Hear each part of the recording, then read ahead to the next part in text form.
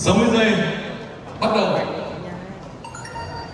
Khi nguồn cung xăng dầu trong nước bị gián đoạn, doanh nghiệp kinh doanh xăng dầu cần tìm kiếm nguồn nhập khẩu bổ sung để bù đắp thiếu hụt để đảm bảo ổn định thị trường, đúng hay sai? Đúng không?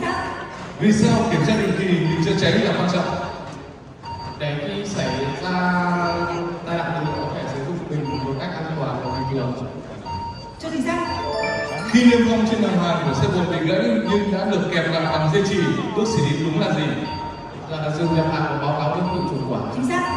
Khi kiểm tra mực nhớt, nếu thiếu nhớt, bạn cần làm gì? Trong thiếu nước. Chính xác.